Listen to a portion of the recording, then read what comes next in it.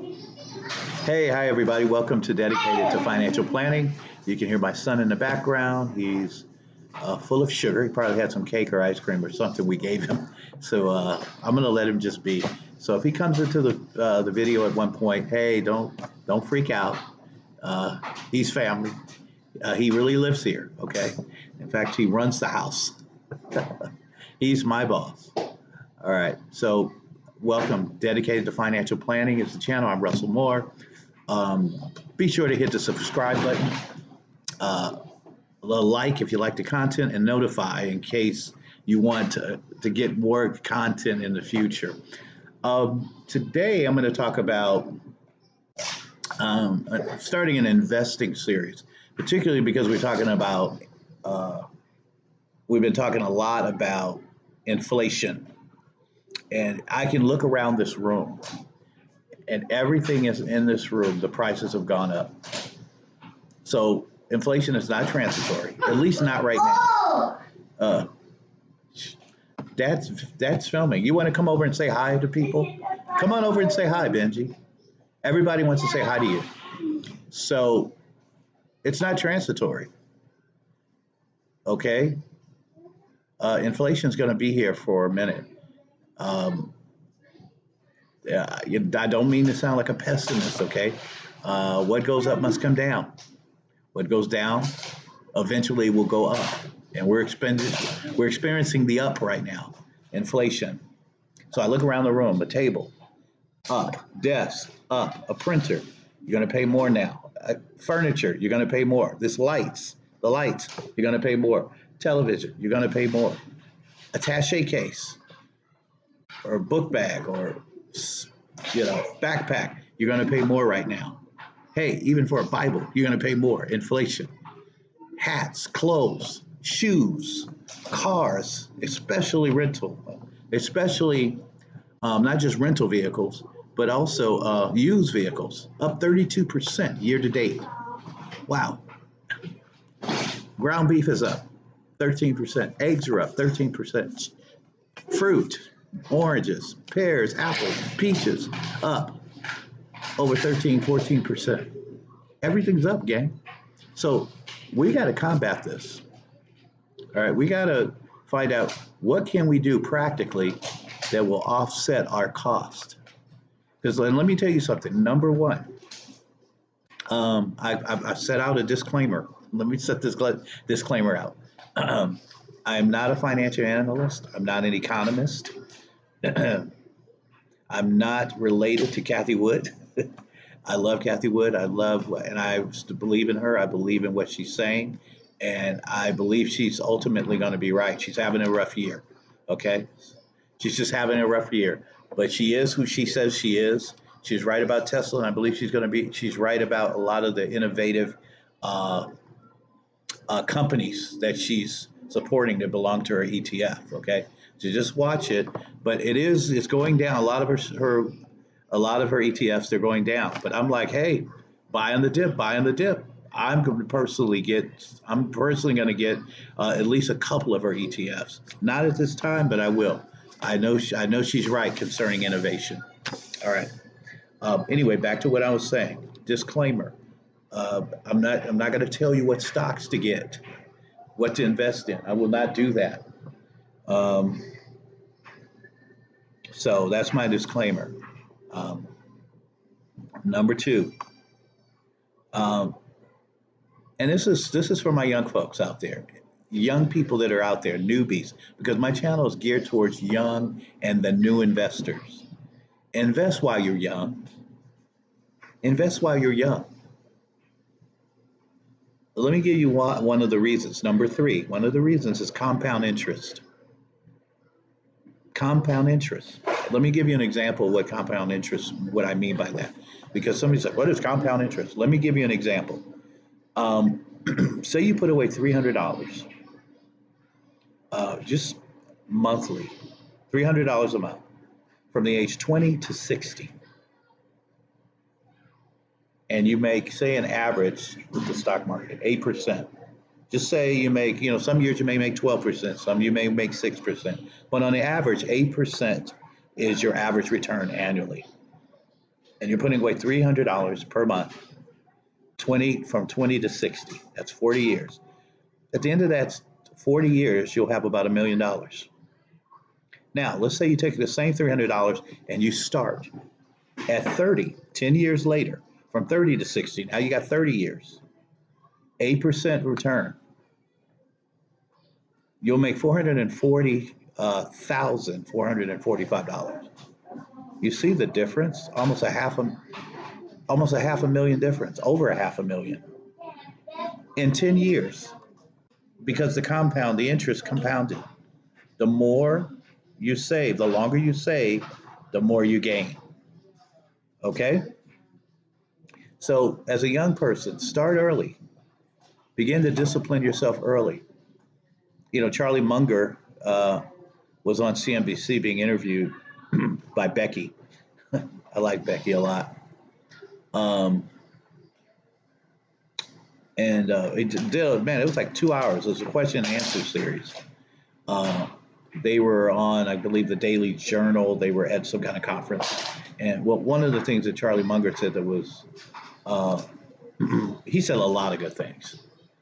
He said a lot of great things. But when it concerning investing early, he talked about not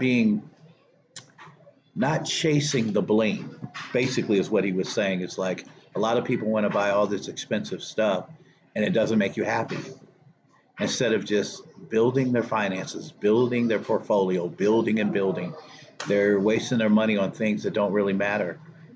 And, they could purchase a Toyota, but no, they've got to go get the latest Mercedes Benz or something like that. And it's like, save your money, invest your money, be smart. You don't have to buy the latest and the biggest things. You don't have to impress anyone. You don't have to try to impress anyone. Be content with just be content with what you do have. And let me tell you something, that Toyota will run just as well as a Mercedes Benz. Car, it's a car. Yeah, there's a few other things because of luxury that you'll get. But let's face it, it's not going to make you any more happier. It's not going to make you even more fulfilled. So why not just forget about trying to impress people? And I thought it was a very good statement that he made about that. So I want to encourage people. I'm not trying to preach to you. I'm just saying that be a little bit more modest. Be more concerned about your future. And that means that you may have to suffer a little bit when you're younger and sacrifice a little bit more. But you'll be happy at the end. You'll be happy as you get older. When you get closer to retirement, you'll look back and say, I'm glad I made those sacrifices. While your other friend B, friend B didn't do that. Partied, spent, wasted a lot of their money, made a lot of money. They made a lot of money, but they wasted a lot of money. And so they get to the end of their life at time of retirement and they're not happy. They have to work a little extra. They got to put in more time. They don't have the money. They have to settle down. You don't want to be that way. Okay? All right. Number 4. Control and take care of your debts. Control and take care of your debts. So you want to control your debts. You want to take care of your debts. So whenever and it happens, you guys, it happens even to the best of us. You'll get in debt. And what I would say is, as soon as you start getting in debt, the sooner you want to start attacking your debt. Now, once you get out of debt, stay out of debt. Look at and write down all the reasons why you got in debt. How did I get in debt? There was some kind of a habit that you developed, something that you started doing on a regular basis that was not good for your finances. And you want to write that down and say, look, I will not repeat this. I was going out all the time. I was buying expensive clothes. I wasn't satisfied with what I had in my closet. I bought this large purchase that I didn't even need. How many things did you buy that you really didn't need? And I'm not saying don't enjoy the fruits of your labor, don't enjoy the fruits of your job. Oh, but you've got to plan it out. One of the things I try to do is that if we want to purchase something, we set up an account for it and we feed it. Say, hey, we're going to put money in there for this specific thing. We're not going to touch our budget just to fulfill this need. We're going to hold the need over here in this account, and we're going to just feed it, and feed it, and feed it. And it does require discipline, and it does require patience. All right. So control and take care of your debts. Now, this to me is like the foundation, one of the foundational things you have to do, and that is change your spending habits. You must change your spending habits. Yeah, my son's in the background, but don't worry about that. I'm going to let him flow. I'm not going to edit him out. I love this kid. So everything I do is for him. Change your spending habits. Change your spending habits. Now, here's what I mean by that. If your spending habits are good, then you don't need to change. I'm talking about if your spending habits are horrible and you find yourself always spending money that you don't have, always overspending, always exceeding your budget, or you don't have a budget. So you want to get a budget and stick to it. But change your spending habits if those spending habits are detrimental to your future and to your portfolio. And you must address it quickly and say, look, this is going to be the foundation. This is going to be the foundation of my finances, is that I am going to make sure that my spending habits are in line with my goals for me and my family. And I want to have extra money so I can be able to give and bless others. And that's really what my goal is. It's always that. The reason why I want more money is not so that I can feed me and take care of me and make sure that I've got everything and no one else around me does. I feel like I am not a success if the people around me that I'm close to and my church and my friends are not blessed too. What good is it if I'm doing so well and everybody else around me isn't? I wouldn't want that. I want everybody around me doing well. And so the more I grow, the more I can help others. And that's the key. You want to help others, right? So change your spending habits if they're bad. If they're habits that you've developed over the years that's keeping you broke, and be honest about it. Say, look, this keeps me broke right here. This habit right here keeping me broke. Number 6, how do I invest? How do I invest? You got to evaluate if you're an investor, stocks, real estate, whatever you're doing, crypto. How do you invest? And the number one key I think you have to do is research. You have to research. If you're gonna be investing in crypto, find out, okay, what is crypto? What's the origin of it? Where did it come from? What's the purpose of it? I heard a man say this all years ago. It's always stuck with me. If you don't know the purpose of a thing, abuse is inevitable. If you don't know the purpose of a child, abuse is inevitable. You don't know the purpose of a wife, abuse is inevitable. If you don't know the purpose of your car, abuse is inevitable. If you don't know the purpose of something, abuse is inevitable. And so it is with investing. If you don't know the reason why you're investing, abuse is inevitable. All right. Number 7, renting versus buying a house. Oh, this is a loaded one, and I don't want this to go out too far and make this so extensive, but I'm just going to say there are pros and cons to both. The good thing about renting is that one of the things is that when you come home after a rental, if something's wrong with that apartment, the landlord, the owner, is obligated to fix those items. You don't have to, you can call them up and say, hey, I need you to send one of your vendors over, your maintenance guy or whoever, and they got to come over and fix those items. You're not responsible for the maintenance. Another thing is a lot of times in larger buildings, at least, they're more secure, and security is in place. You can't just walk in. There usually are locks. There's usually gate openers and different things. So there tends to be a little bit more security when you're renting, unless you're like in a duplex or triplex or something that's much more smaller. But if it's a large building that you're renting out, a lot of times it includes security. One of the things that I don't like about rentals is that they can go up on the rent. Now you might say, oh, well, there's rent control and all that, but they still can go up. They can still go up on your rent.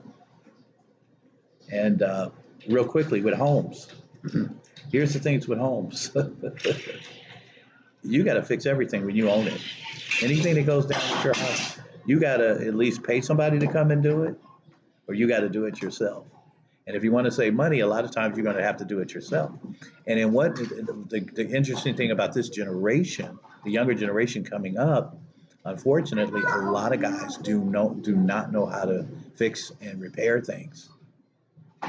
It's interesting. I talk to a lot of guys, and this isn't all guys. There are a lot of guys that know they can handle a screwdriver and they can fix certain things, but there are a lot of guys that don't, and so they got to call somebody. They got to call somebody to come in and fix it, and that requires more money.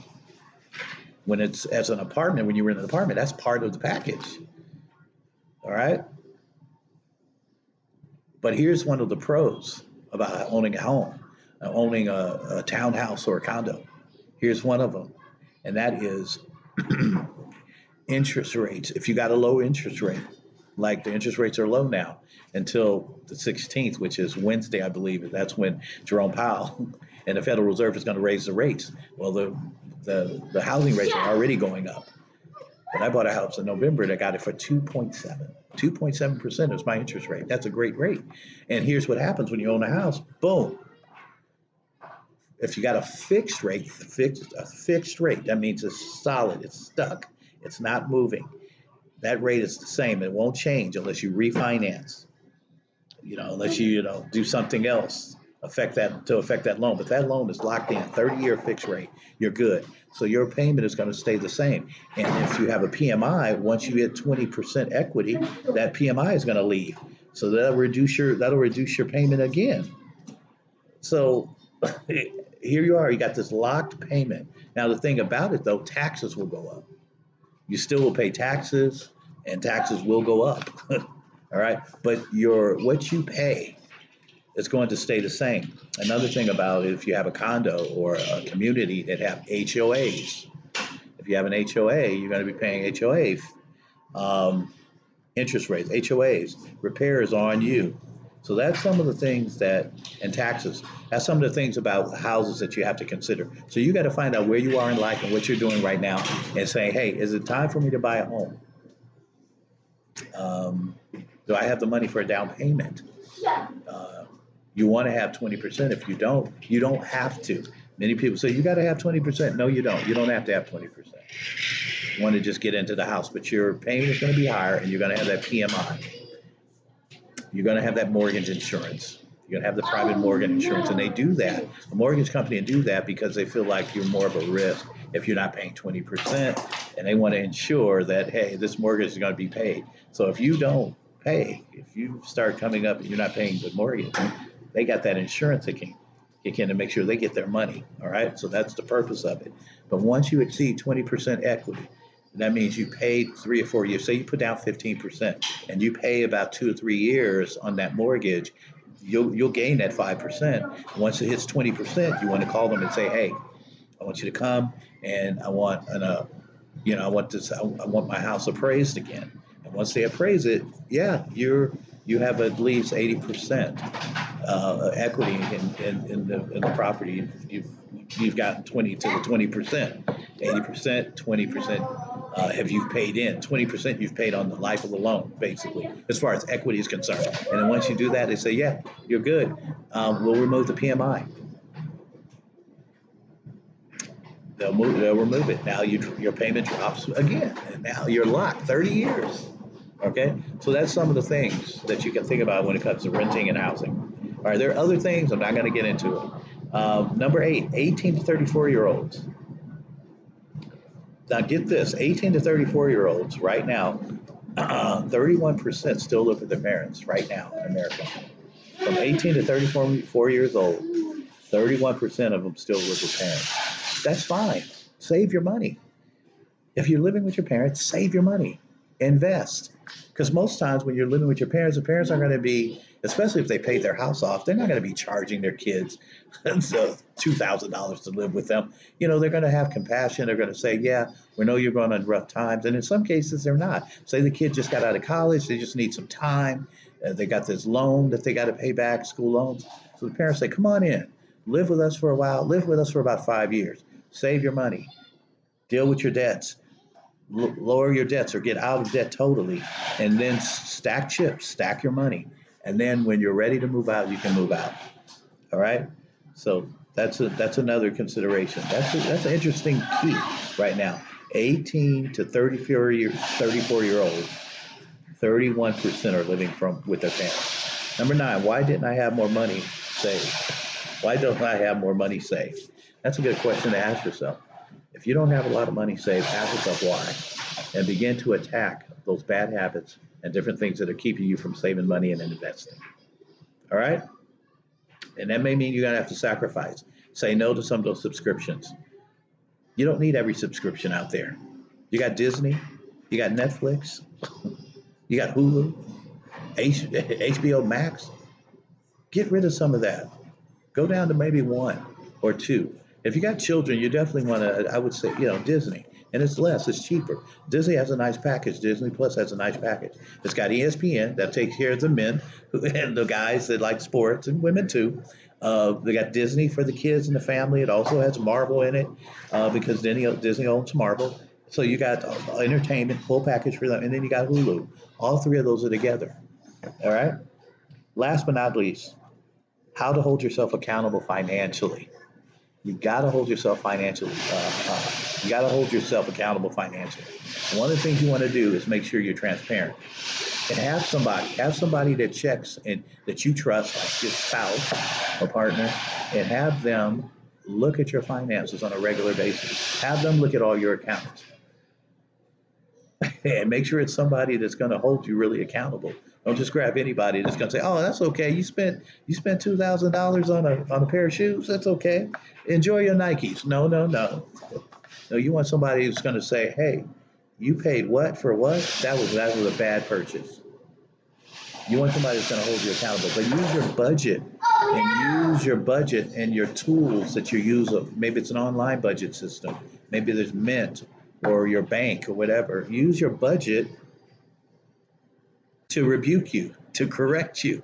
As you see your budget at the end of the month, you're like, wow, I need to reduce spending in this area. I need to reduce spending. I've been going out a lot, a whole lot of entertainment. Let me quit. I've been buying this certain thing too much. And begin to show more accountability and transparency. And then check with somebody. Have somebody that you love and trust that, it's not going to run off with your money in the bank. It's in the bank. And have them come and have yourself accountable to a person. All right. So that's it for the first installment, investing series. And hopefully this will help people that, during this time of inflation, everything it's on the rise. But things are going to work out. Hang in there. Keep fighting. Excuse me. Keep fighting. Keep investing. And let me give you this acronym that I have. GISS. GISS. GISS. Generate more money. Some of you may not be making enough money. And get you some side hustles going on. Okay, number 2, the I in GISS is invest. Generate, invest, sow. You want to keep sowing and giving. And then last, save. Generate, invest, sow, save. Oh, excuse me. Wow. I need some water. Anyway, have a wonderful evening. Love you very much. Have a great day. Bye-bye.